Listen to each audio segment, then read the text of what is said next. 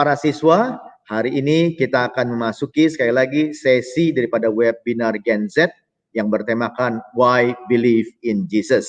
Saya undang Bapak Bejoli untuk hadir buat kita sekalian memberikan bagian yang terpenting. Silakan Pak Bejoli. Ya, terima kasih. Selamat pagi adik-adik semuanya. Tema kita hari ini adalah Why Believe in Jesus, atau mengapa kita perlu mempercayai Yesus Kristus sebagai Tuhan.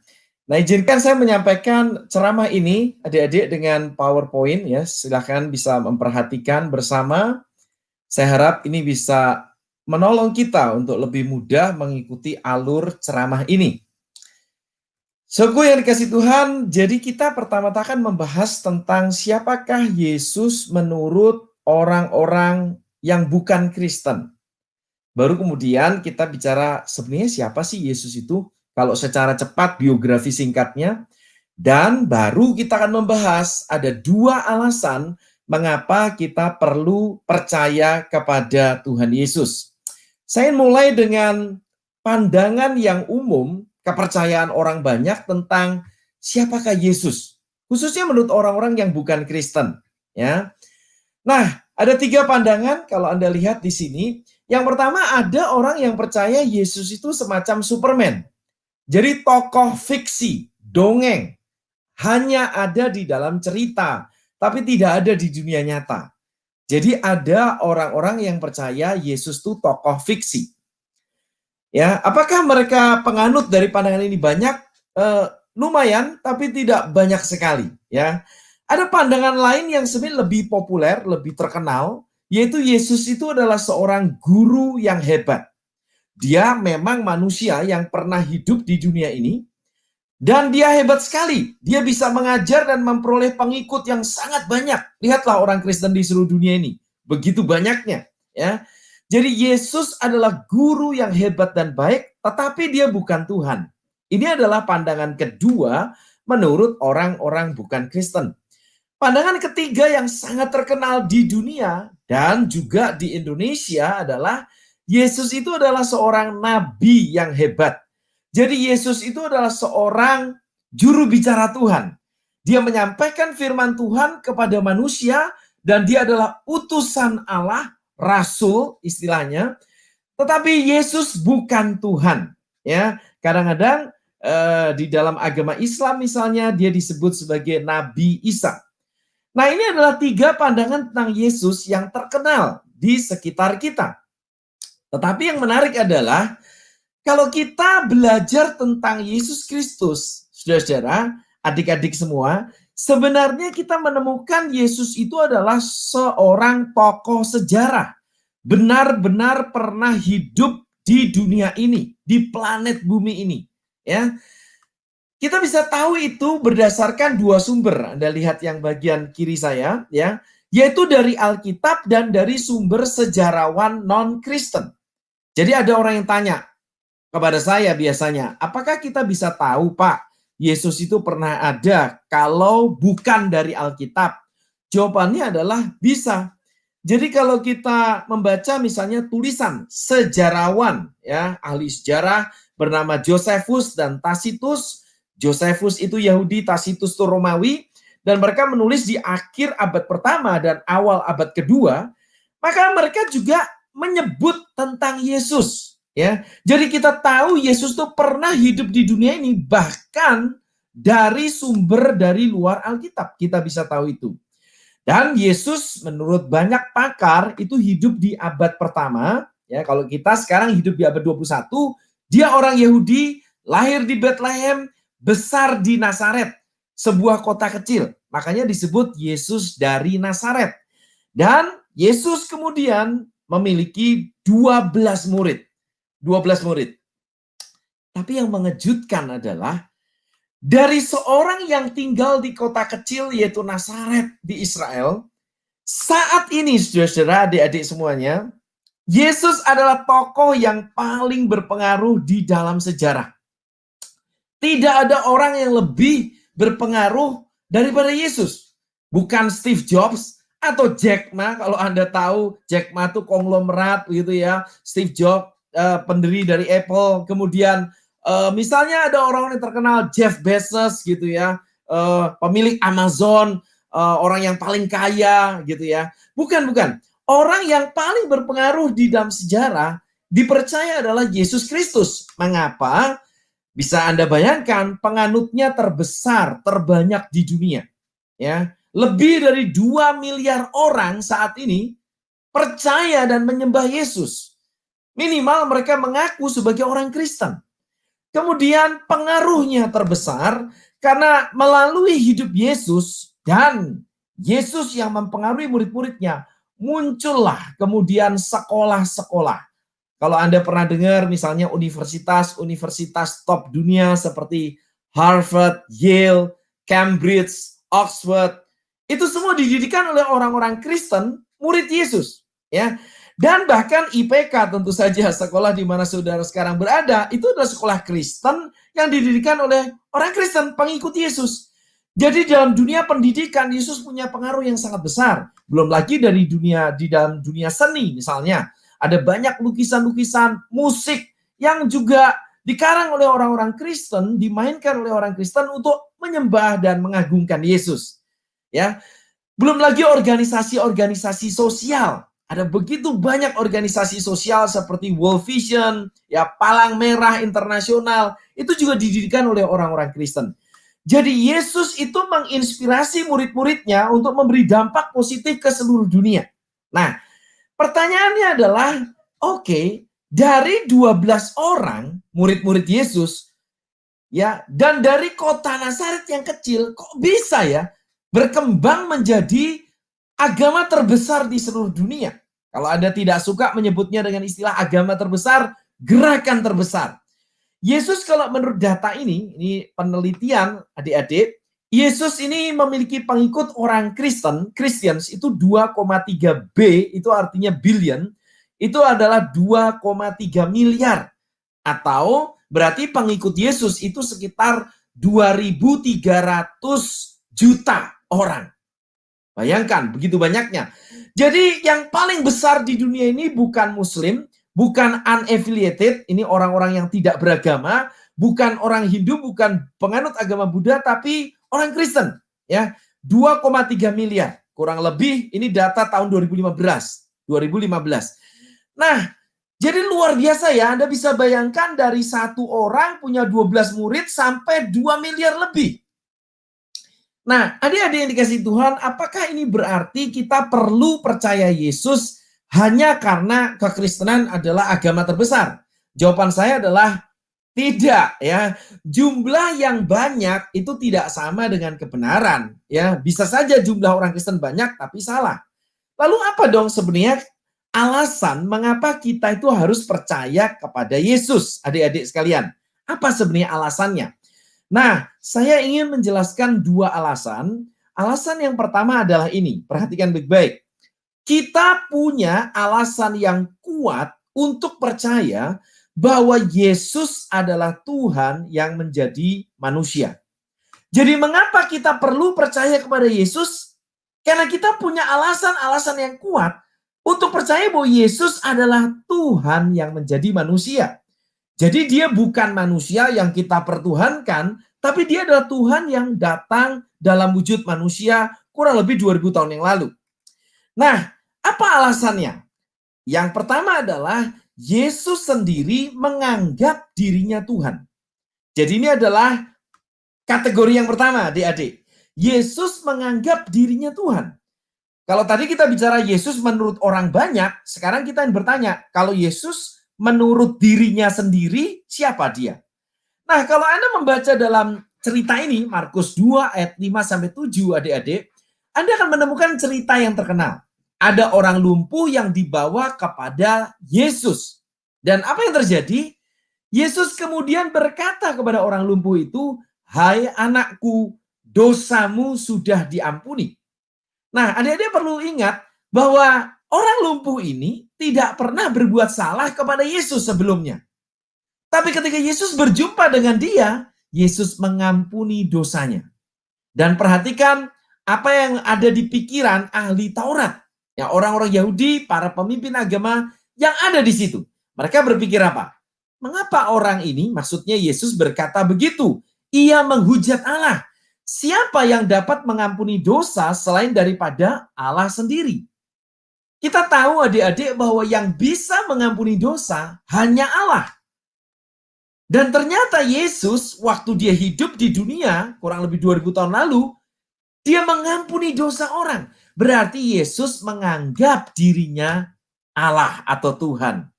Nah, contoh lain bahwa Yesus menganggap dirinya Tuhan adalah misalnya kalau kita lihat Yohanes 14 ayat ke-9. Di dalam cerita ini suatu kali Yesus berkata kepada Filipus. Dia berkata begini, "Telah sekian lama aku bersama-sama kamu, Filipus, namun engkau tidak mengenal aku. Barang siapa telah melihat aku, ia telah melihat Bapa." Dan seterusnya. Adik-adik yang dikasih Tuhan, Bapa itu adalah sebutan untuk Tuhan. Tetapi Yesus berkata, barang siapa telah melihat aku, ia telah melihat Bapa. Barang siapa telah melihat aku, ia telah melihat Allah. Berarti dia menyamakan dirinya sekali lagi dengan Tuhan. Nah, contoh lain adalah Yohanes 8 ayat 58, 59. Dalam cerita ini, suatu kali Yesus berbicara kepada orang-orang Yahudi lainnya. Kata Yesus kepada mereka, "Aku berkata kepadamu, sesungguhnya sebelum Abraham jadi, aku telah ada." Lalu mereka mengambil batu untuk melempari dia. Tetapi Yesus menghilang dan meninggalkan bait Allah. Nah, antara Tuhan Yesus dengan Abraham itu jaraknya ribuan tahun. Tapi Yesus berkata, sebelum Abraham jadi, aku ada. Sebenarnya terjemahan yang lebih baik adalah aku ada. Before Abraham was, I am. Ya, jadi ini seperti kalau adik-adik berkata begini, sebelum Presiden Soekarno jadi, aku ada. Wow.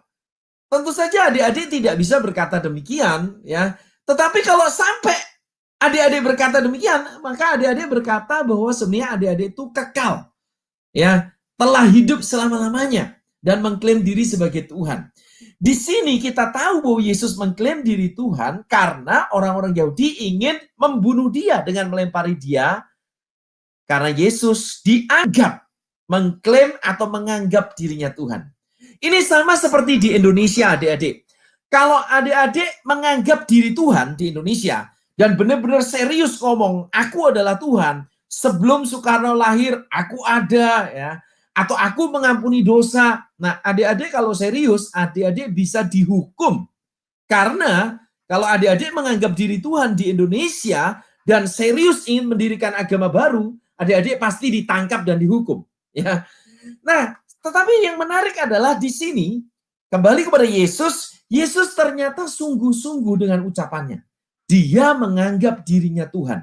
Jadi kita tahu, Yesus tidak menganggap dirinya sebagai sekedar guru yang hebat atau sekedar nabi. Tidak.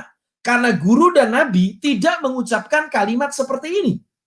Nah, sekarang kita berpikir adik-adik, kalau memang Yesus menganggap dirinya Tuhan, ya, sebenarnya ada 3 kemungkinan.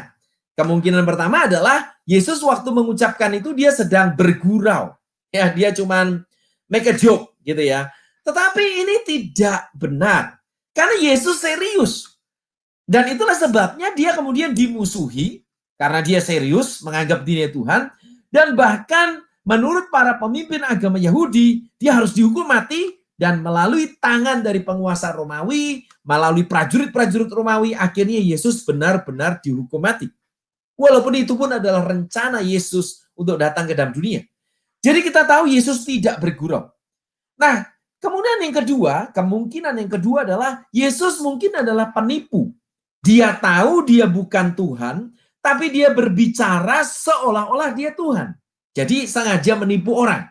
Tapi ini juga tidak masuk akal, adik-adik. Kenapa? Karena kalau berbohong, Yesus itu berbohong, dengan berkata bahwa dia adalah Tuhan, dia pasti tahu itu tidak akan berhasil. Sama seperti adik-adik.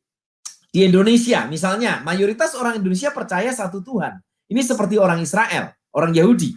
Coba adik-adik mengaku-ngaku sebagai Tuhan, sengaja menipu teman-teman. Pasti tidak akan ada yang percaya. Dan malahan kamu bisa dihukum oleh guru, oleh teman, dan oleh kalau Anda serius dan punya pengikut, misalnya Anda malah akan dihukum oleh pemerintah. Jadi nggak masuk akal Yesus menipu dengan mengaku diri sebagai Tuhan. Ya, karena pasti gagal dan tidak ada yang percaya. Nah, yang berikutnya lagi adalah mungkinkah Yesus tuh gila? Dia pikir dia Tuhan, dia berbicara seolah-olah dia Tuhan, padahal dia bukan Tuhan. Berarti dia tidak waras. Nah, kemungkinan ini juga tidak masuk akal adik-adik. Mengapa? Karena jikalau Yesus itu gila, bagaimana mungkin dia bisa mengajar begitu baik dan mempengaruhi dunia, memperoleh 2 miliar lebih pengikut, termasuk adik-adik sekalian, dan mempengaruhi dunia secara positif. Tidak masuk akal dan tidak ada orang gila di dunia ini yang bisa akhirnya mempengaruhi miliaran orang, adik-adik, secara positif ya. Nah, jadi kalau begitu, Yesus tidak bergurau, Yesus bukan penipu, Yesus bukan orang gila. Oke, berarti dia serius menganggap dirinya Tuhan. Pertanyaan berikutnya adalah, kalau Yesus serius menganggap dirinya Tuhan, melalui kalimat-kalimatnya yang tadi, mengampuni dosa, berkata sebelum Abraham jadi aku ada, ya. Nah, kalau begitu pertanyaannya adalah, apakah Yesus memang juga membuktikan bahwa dia Tuhan? Karena semua orang bisa saja mengaku diri Tuhan. Saya misalnya Bejoli, saya bisa menganggap diri saya Tuhan, berbicara seolah-olah saya Tuhan, dan saya serius. Tetapi saya tidak bisa membuktikannya. Sama seperti adik-adik. Ya, adik-adik juga tidak bisa membuktikan diri sebagai Tuhan pasti. Nah, menariknya, Yesus ternyata bukan cuma menganggap diri Tuhan, tapi para saksi mata, murid-muridnya, yang kemudian akhirnya berkembang sampai jadi 2 miliar orang saat ini, ya. Murid-murid yang pertama itu, 12 murid, itu ternyata menyaksikan bahwa Yesus itu membuktikan dirinya Tuhan. Melalui apa? Satu, melalui melakukan mujizat-mujizat. Ya. Yesus meneduhkan angin ribut. Berarti dia menguasai dunia natural. Ya, dunia alam. Dia mengusir setan. Berarti Yesus menguasai dunia supranatural. Yesus menyembuhkan orang buta dan membangkitkan orang mati, berarti Yesus menguasai kehidupan manusia. Jadi kalau adik-adik lihat, ya Markus, Matius, Yohanes ini ditulis oleh siapa? Ditulis oleh murid-murid Yesus, ya, atau orang yang dekat dengan kehidupan Yesus yang hidup pada zaman itu. Dan mereka mencatat Yesus melakukan mujizat. Inilah bukti pertama bahwa Yesus adalah Tuhan. Yang kedua adalah Yesus hidup tanpa dosa sama sekali. Gak ada gunanya adik-adik Yesus berbuat mujizat, tapi dia munafik, dia curang, dia bohong. Ya nggak mungkin orang akan percaya dia Tuhan. Jadi kita melihat bahwa bukti kedua bahwa Yesus Tuhan adalah Yesus hidup tanpa dosa sama sekali. Dari mana kita tahu itu? Dari murid-muridnya. Kalau Anda baca 1 Petrus 2 ayat 22, di sana Petrus, salah seorang murid Yesus, berkata, ia tidak berbuat dosa dan tipu tidak ada dalam mulutnya. Yohanes menuliskan, dan kamu tahu bahwa ia telah menyatakan dirinya supaya ia menghapus segala dosa dan di dalam dia, di dalam Yesus, tidak ada dosa.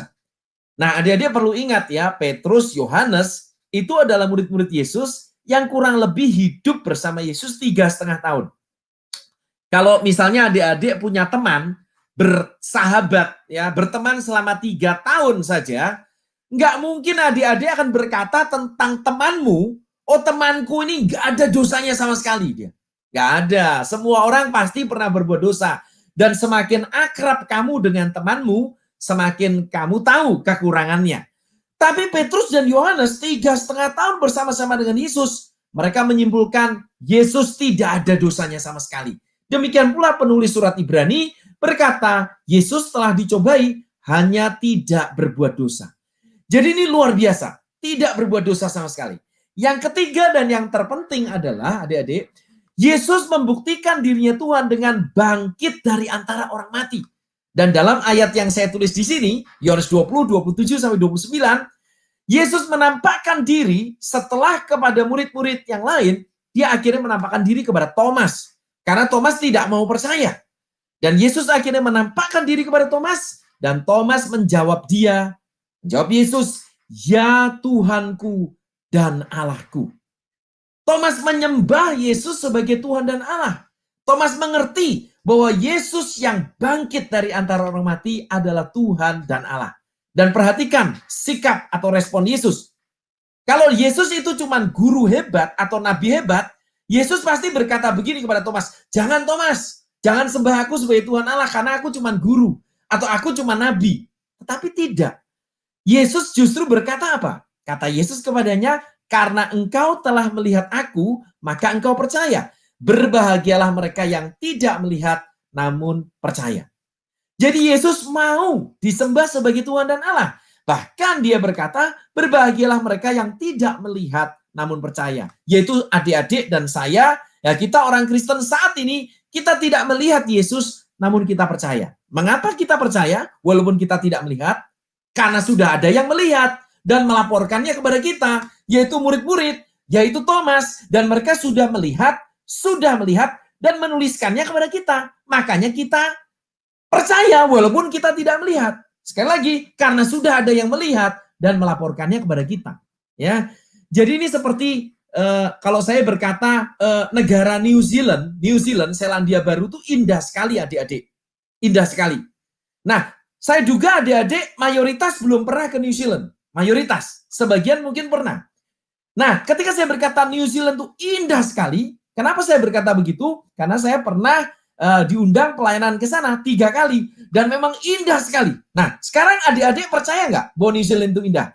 Kalau adik-adik percaya, itu karena ada orang, misalnya saya dan orang sebelum saya, dan orang-orang yang lain yang punya foto-foto New Zealand, dan karena mereka, maka adik-adik percaya. Jadi adik-adik tidak pernah ke New Zealand, tapi percaya New Zealand indah, karena sudah ada yang ke sana dan melaporkannya kepada adik-adik. Misalnya melalui foto, melalui cerita seperti saya tadi. Karena saya memang sudah pernah ke sana 3 kali diundang pelayanan.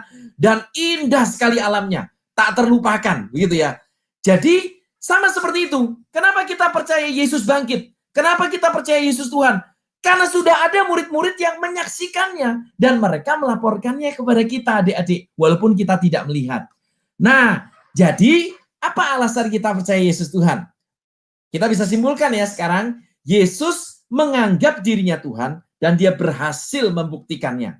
Itulah sebabnya murid-muridnya menyembahnya. Memberitakan Injil. Sehingga miliaran orang saat ini. Dari segala suku bangsa.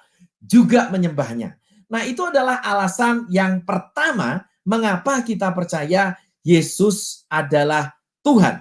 Atau dengan kata lain, mengapa kita ini perlu percaya kepada Yesus? Karena kita punya alasan yang kuat bahwa Yesus adalah Tuhan yang menjadi manusia. Sekarang ini, sekali lagi kurang lebih 2,3 miliar orang-orang dari segala bangsa menyembah Yesus. Ya. Nah, adik-adik, inilah ringkasan dari yang pertama. Kita punya alasan yang kuat untuk percaya bahwa Yesus adalah Tuhan. Itu adalah alasan pertama mengapa kita perlu percaya kepada Yesus. Alasan yang kedua ini adik-adik. Kita punya masalah besar. Kita semua. Kamu dan saya punya masalah besar yang hanya dapat diselesaikan oleh Tuhan Yesus. Apa itu masalahnya? Ini masalahnya. Ya, kita tahu yang baik tapi kita sering melakukan yang jahat. Ini adalah dosa. Entahkah adik-adik suka malas, kadang-kadang bohong, atau mungkin kecanduan game, kecanduan pornografi malah mungkin, marah, benci.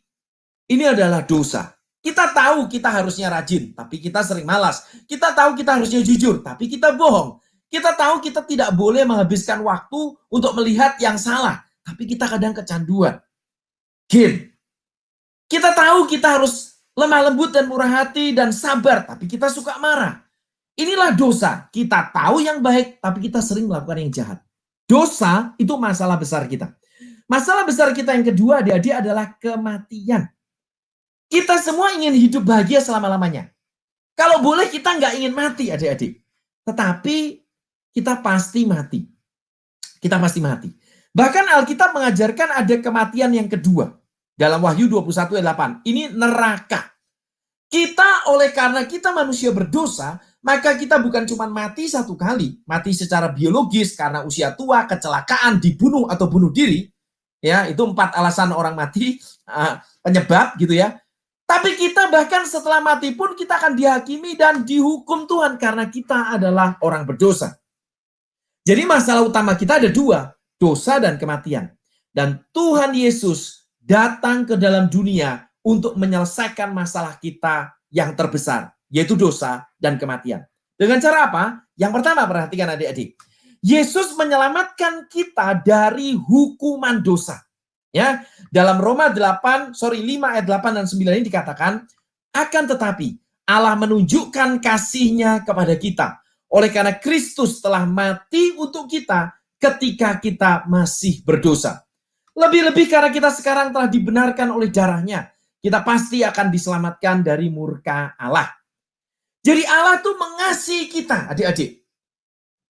Dan itu dibuktikan Yesus Kristus mati untuk kita ketika kita masih berdosa, supaya kita dibenarkan dan diselamatkan. Jadi Yesus menyelamatkan kita dari hukuman dosa, punishment, penalty of sin. Tetapi bukan cuma itu. Kalau kita percaya kepada Tuhan Yesus, bukan cuma kita tidak perlu dihukum lagi, adik-adik, tetapi kita juga dibebaskan dari keterikatan dosa, belenggu dosa. Ya, kecenderungan, kebiasaan, suka berbuat dosa yang tadi saya sebutkan, itu pun bisa dibebaskan ketika kita sungguh-sungguh percaya kepada Tuhan Yesus, dan akhirnya Roh Kudus tinggal dalam hidup kita. Roma 8 ayat 1 dan 2 berkata begini, demikianlah sekarang tidak ada penghukuman bagi mereka yang ada di dalam Kristus Yesus. Roh, maksudnya Roh Kudus, yang memberi hidup, telah memerdekakan kamu dalam Kristus dari hukum dosa dan hukum maut. Jadi ketika kita percaya kepada Tuhan Yesus, maka Tuhan tinggal dalam hidup kita dan itu menolong kita untuk menolak dosa. Supaya kita tidak diperbudak, terus-menerus berbuat dosa. Tidak, kita masih bisa berbuat dosa, tapi kita bisa mengalahkan dosa. Kita bisa menolak dosa, sehingga kita dimampukan juga untuk berbuat yang baik dan yang benar. Jadi Yesus memerdekakan kita dari keterikatan dosa.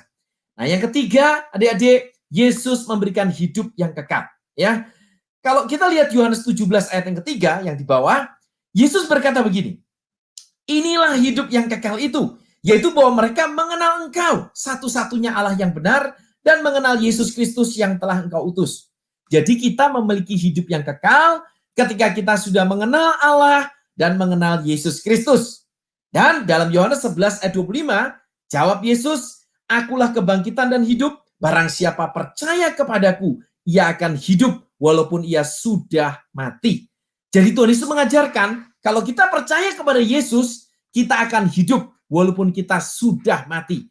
Dengan kata lain, walaupun kita nanti mati, kita akan hidup bersama-sama dengan Tuhan di surga selamanya, di langit yang baru dan bumi yang baru, kata Wahyu pasal yang ke-21. Jadi kita tidak akan mati, kita tidak akan mati selama-lamanya, tetapi kita akan bersama-sama dengan Tuhan. Jadi adik-adik, ini dua alasan mengapa kita perlu percaya kepada Yesus. Pertama, ya, kita punya alasan yang kuat untuk percaya bahwa Yesus adalah Tuhan yang menjadi manusia. Yang kedua, kita punya masalah besar, yaitu dosa dan kematian, yang hanya dapat diselesaikan oleh Tuhan Yesus. Yang menolong kita, bisa menyelamatkan kita hanya Tuhan. Semua orang berdosa, semua orang akan mati. Tetapi Tuhan menyelamatkan kita karena kasih-Nya. Puji Tuhan. Nah, saya ingin menutup dengan kalimat ini adik-adik semuanya. Terimalah Tuhan Yesus karena Dia terlebih dahulu mengasihimu sampai rela datang ke dalam dunia, mati disalibkan, bangkit bagi kita orang-orang berdosa.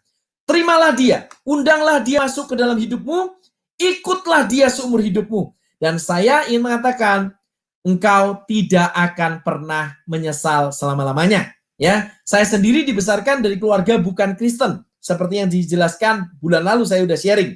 Dan hari ini, kalau saya hitung-hitung, dari tahun 1993 sampai sekarang, berarti kurang lebih sudah 27 tahun saya menjadi orang Kristen, dan saya tidak menyesal. Saya bersyukur sekali bisa mengikut Tuhan Yesus. Terima kasih adik-adik semuanya buat perhatian kalian. Tuhan Yesus memberkati kita.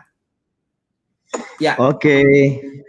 Terima kasih Bapak Bejoli untuk pemaparan daripada webinar pada pagi ini yang sangat menguatkan kita.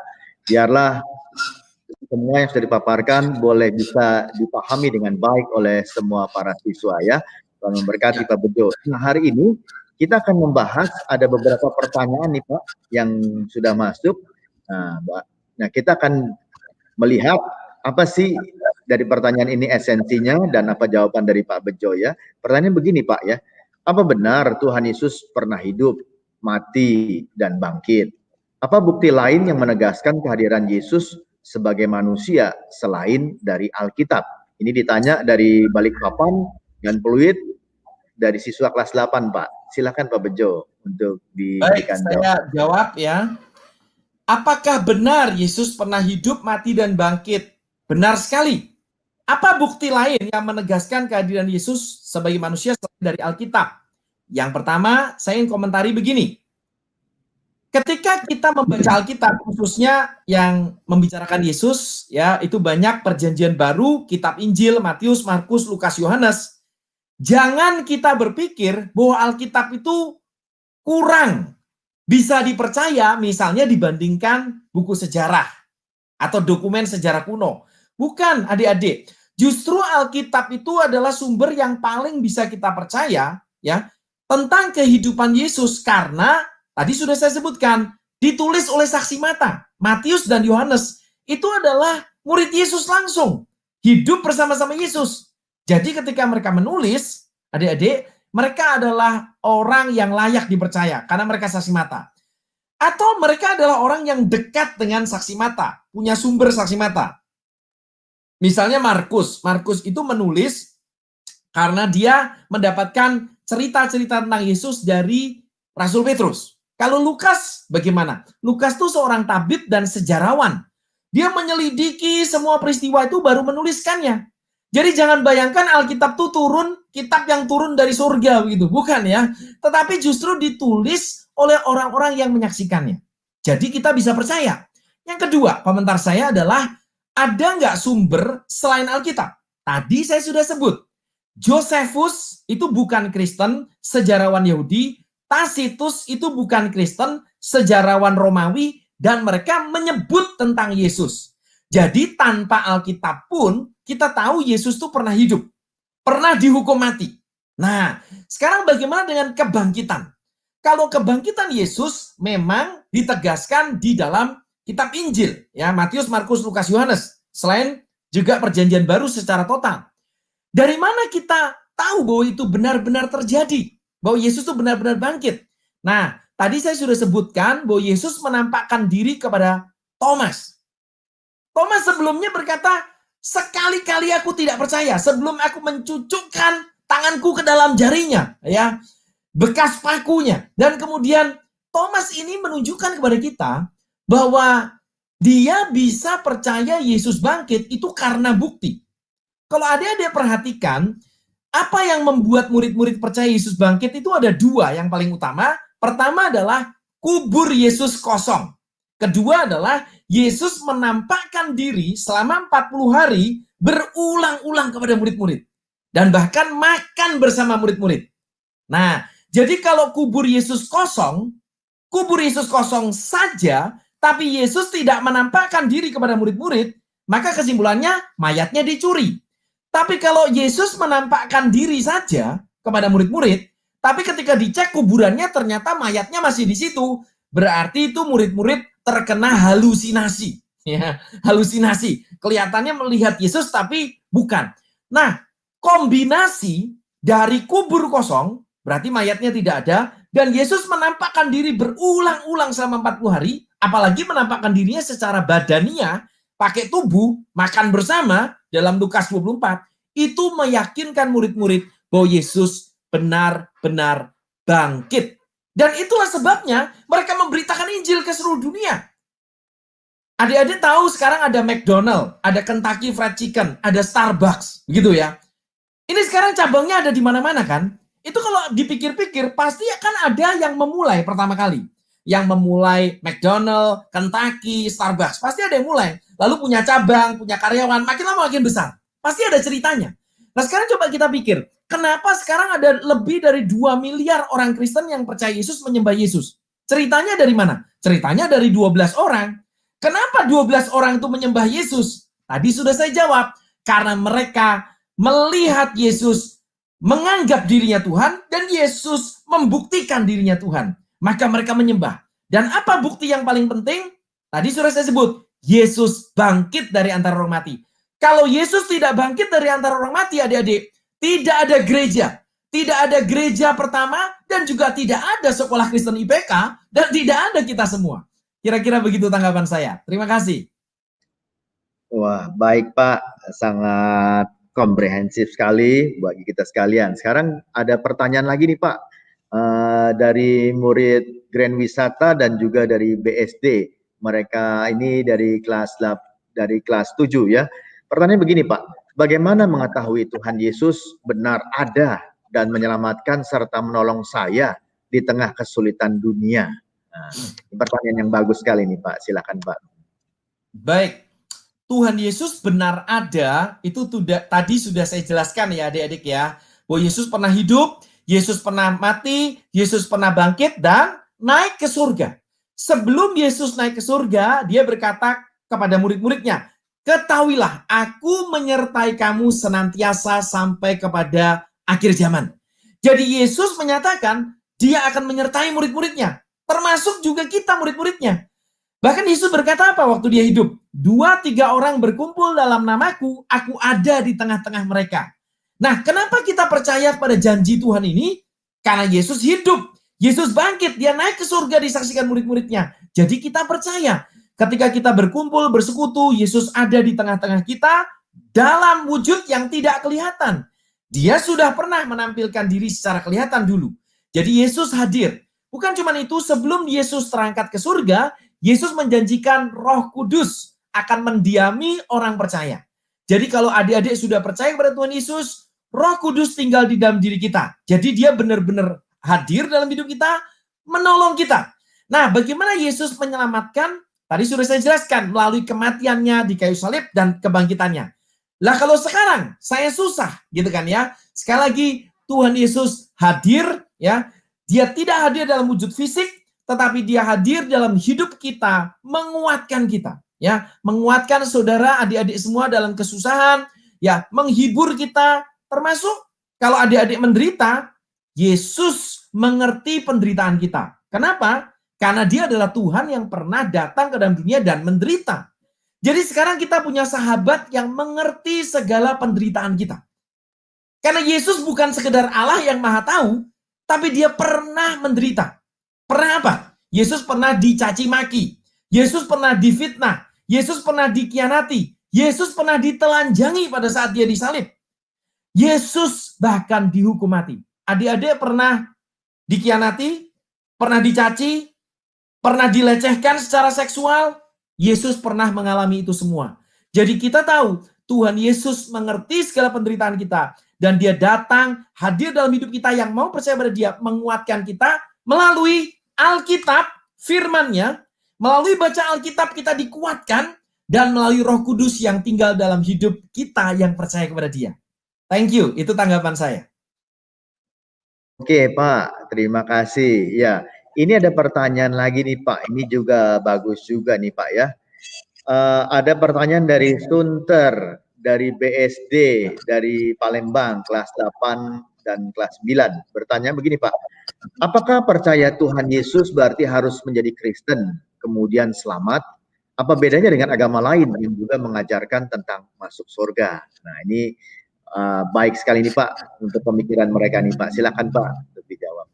Ya, adik-adik, ada kepercayaan umum bahwa semua agama intinya sama. Semua agama itu mengajarkan berbuat baik. Nah, saya tidak setuju adik-adik, ya. Menurut saya itu salah sekali, ya. Semua agama itu tidak sama. Itulah sebabnya ada banyak agama. Kalau sama kan bisa dilebur. Fakta bahwa semua agama itu tidak bisa bersatu itu menunjukkan semua agama tidak sama adik-adik. Nah, apa perbedaannya? Perbedaannya begini. Karena terkait dengan pertanyaan. Pertama, pertanyaannya apa bedanya dengan agama lain yang juga mengajarkan tentang masuk surga? Yang pertama komentar saya adalah tidak semua agama tujuan tertingginya adalah masuk surga. Bukan. Agama Buddha misalnya, tujuan tertinggi dari umat Buddha seharusnya bukan masuk surga, tetapi mencapai nirwana. Dan nirwana itu bukan surga seperti yang dipercaya oleh orang Kristen. Karena di dalam nirwana tidak ada Tuhan. Saya pastikan. Jadi kalau adik-adik belajar tentang agama-agama, nirwana itu bukan surga, adik-adik. Ya. Jadi tidak semua agama itu tujuan tertinggi pengikutnya adalah masuk surga. Salah. Umat Hindu misalnya di India, mereka percaya bahwa tujuan tertingginya namanya moksa. Ya, moksa itu menyatu dengan Allah, Brahman. Ini tradisi India. Jadi bukan masuk surga. Nah, memang Muslim percaya juga kepada surga. Lalu apa bedanya dengan kita? Bedanya begini. Dalam agama-agama lain, pola yang umum biasanya adalah kita disuruh berbuat baik, ya, supaya kita masuk surga. Supaya kita mencapai, misalnya yang saya tadi sebutkan macam-macam. Tetapi dalam Kristen tidak demikian. Kita berdosa, kita diampuni bukan karena kita berbuat baik, juga bukan karena kita baik. Karena kita adalah orang yang tidak baik. Adik-adik dan saya adalah orang berdosa. Coba jujur, bukankah kita seringkali tahu yang baik tapi melakukan yang jahat? Kalau adik-adik mengakui itu, berarti kita ini sebenarnya orang yang tidak baik. Tetapi Allah mengasihi kita. Puji Tuhan. Allah itu baik. Jadi kita di dalam Kristen diselamatkan karena Allah baik. Nah, di dalam agama-agama biasanya kecenderungannya, polanya adalah kita bisa diselamatkan kalau kita berbuat baik. Ya, itulah sebabnya Kristen itu tidak sama dengan agama-agama lain. Ya. Jadi apakah percaya Tuhan Yesus berarti harus menjadi Kristen kemudian selamat? Percaya Tuhan Yesus itu pertama-tama berarti kita mengakui dosa-dosa kita, mengundang Tuhan Yesus masuk dalam hidup kita. Dan pada saat kita melakukannya, kita disebut orang yang sudah percaya, menjadi anak Allah, anak-anak Allah. Yohanes 1 ayat 12. Dan kita juga disebut Kristen. Jadi, yes, kita perlu mengakui dosa kita, mengundang Yesus masuk dalam hidup kita sebagai Tuhan dan Juru Selamat, mengampuni kita, dan sejak saat itu kita menjadi orang Kristen dan anak Tuhan. Kira-kira itu tanggapan saya. Thank you. Baik Pak, terima kasih. Berarti itu adalah sebuah implikasi Pak ya, untuk menjadi seorang Kristen ya. Jadi menjadi sebuah bagian yang tidak bisa dipisahkan. Oke Pak, ini ada pertanyaan lagi Pak. Ini ada dari GW, dari kelas 7 Pak. Pertanyaannya seperti ini Pak. Apa yang membedakan Tuhan Yesus dengan Tuhan lainnya? Dan mengapa Tuhan masih membiarkan ada penderitaan? Oke Pak, silakan Pak. Baik. Apa yang membedakan Tuhan Yesus dengan Tuhan lainnya? Adik-adik, kalau kita renungkan mungkin ada satu hal yang saya sebut terlebih dahulu adalah bahwa Yesus adalah Tuhan yang datang ke dalam dunia menjadi manusia. Tapi sebelum itu izinkan saya menyatakan ini dulu. Tuhan itu hanya ada satu, adik-adik. Hanya ada satu Tuhan. Memang ada banyak orang di dunia ini yang percaya pada Tuhan atau dewa-dewi masing-masing. Tapi kita percaya bahwa hanya ada satu Tuhan. Dan Tuhan yang satu yang benar itu kita percaya telah datang sebagai manusia, menjadi manusia. Karena dia mengasihi kita orang berdosa. Jadi apa yang membedakan Tuhan Yesus dengan kepercayaan orang tentang Tuhan atau dewa-dewi lainnya? Nomor satu, Tuhan yang kita sembah adalah Tuhan yang mengasihi orang berdosa. Tuhan yang kita sembah bukan membenci orang berdosa. Jadi kalau adik-adik berbuat dosa, punya pergumulan, Tuhan tidak membencimu, mengasihimu. Dia ingin agar kamu bertobat. Yang kedua, dia menjadi manusia dan berkorban bagi kita. Nah biasanya dalam agama-agama, kita itu seringkali disuruh berkorban bagi Tuhan. Ya, seringkali agama lain itu mengajarkan manusia berkorban bagi Tuhan. Kalau perlu mati bagi Tuhan. Tetapi di dalam Alkitab, di dalam kekristenan, justru yang pertama-tama adalah Tuhan yang berkorban bagi kita. Dan itulah yang membuat kita sekarang belajar mencintai Tuhan dan juga kita meresponi kasih-Nya dengan mau hidup untuk Tuhan. Kira-kira demikian yang membedakan Tuhan Yesus dengan Tuhan yang lainnya. Mengapa Tuhan masih mengizinkan adanya penderitaan? Nah, adik-adik perlu tahu, sebenarnya selain dosa dan kematian, penderitaan itu adalah masalah yang besar yang ketiga. Ya, tadi tidak saya sebut dalam PowerPoint saya. Nah, mengapa Tuhan membiarkan penderitaan? Adik-adik, kita perlu tahu bahwa penderitaan itu adalah akibat dari dosa. Ya, sejak Adam dan Hawa jatuh dalam dosa, penderitaan masuk ke dalam dunia. Dan kita semua menderita seringkali karena keinginan kita. Karena dosa-dosa kita sendiri. Jadi kalau kita berdosa dan kemudian kita menderita, itu adalah karena salah kita sendiri, adik-adik, ya, bukan salah Tuhan. Nah, mengapa Tuhan membiarkan ada penderitaan? Sebenarnya Tuhan tidak membiarkan. Tuhan tidak membiarkan. Karena apa? Karena Tuhan juga mengajar kita, orang Kristen, untuk saling meringankan beban. Jadi kalau ada teman adik-adik yang susah, kita menolong. Gereja itu dipanggil untuk meringankan penderitaan sesama. Ya, Tuhan tidak membiarkan. Tetapi Tuhan juga seringkali memakai penderitaan supaya kita menjadi orang yang karakter kita, sifat-sifat kita menjadi lebih dewasa.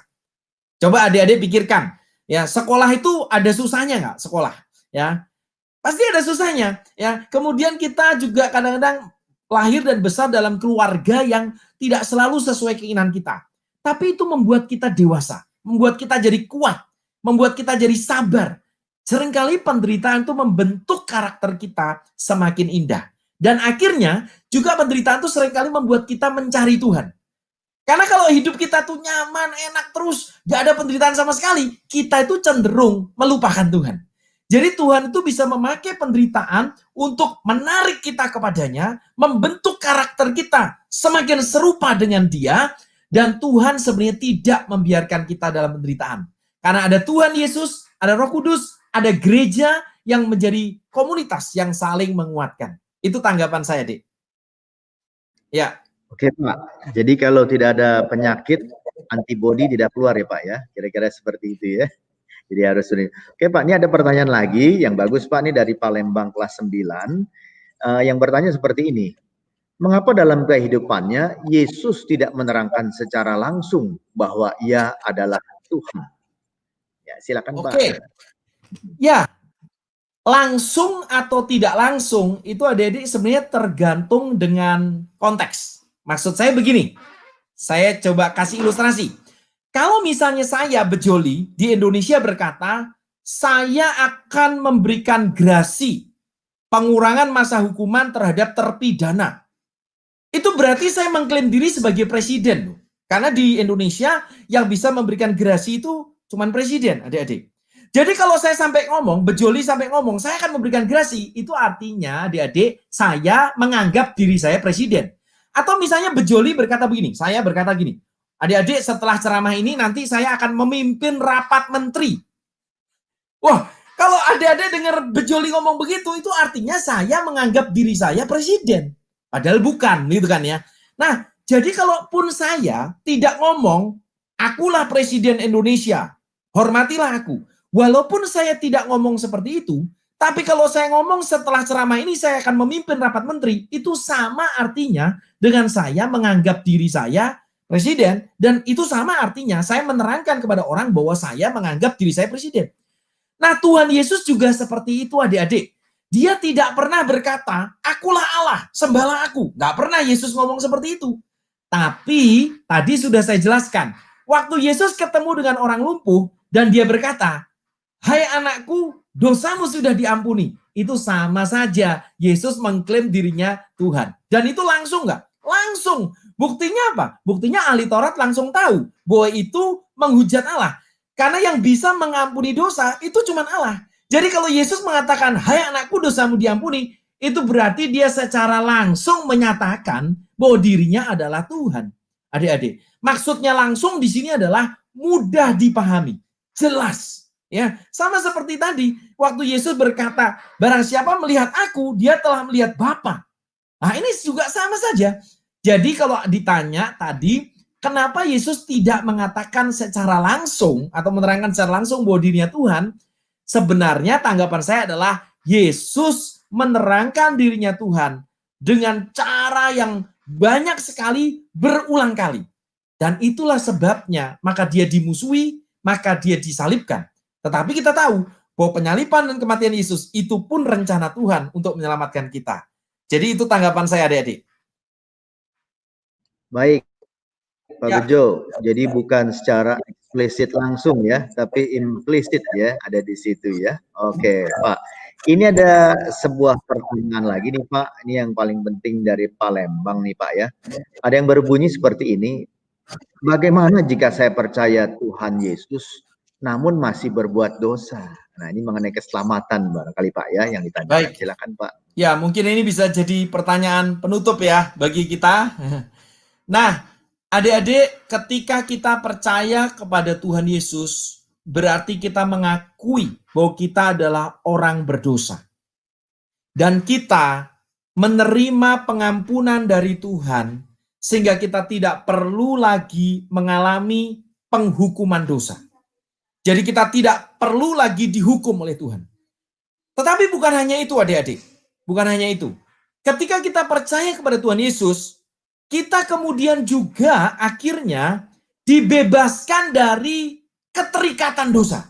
Jadi yang biasanya dulu terikat kecanduan game, misalnya kecanduan bohong, sering bohong. Ketika kita percaya pada Tuhan Yesus, bertumbuh dalam Tuhan, kita seharusnya bisa menolak hal itu. Ya, jadi kita diberi kemampuan untuk tidak melakukannya terus-menerus. Tapi bagaimana kalau kita masih berbuat dosa? Jawabannya adalah kita meminta ampun kepada Tuhan. Jadi kalau adik-adik percaya pada Tuhan Yesus masih bisa berbuat dosa, kita meminta ampun kepada Tuhan. Dan Alkitab berkata, Ia adalah setia dan adil, sehingga Dia akan mengampuni segala dosa kita. Jadi Tuhan Yesus tidak akan pernah membuang kita. Sama seperti papa mama. Papa mama yang baik, itu kalau adik-adik berbuat salah, dimarahin, dihukum mungkin, tapi tidak akan dibuang. Ya, tidak akan dibuang.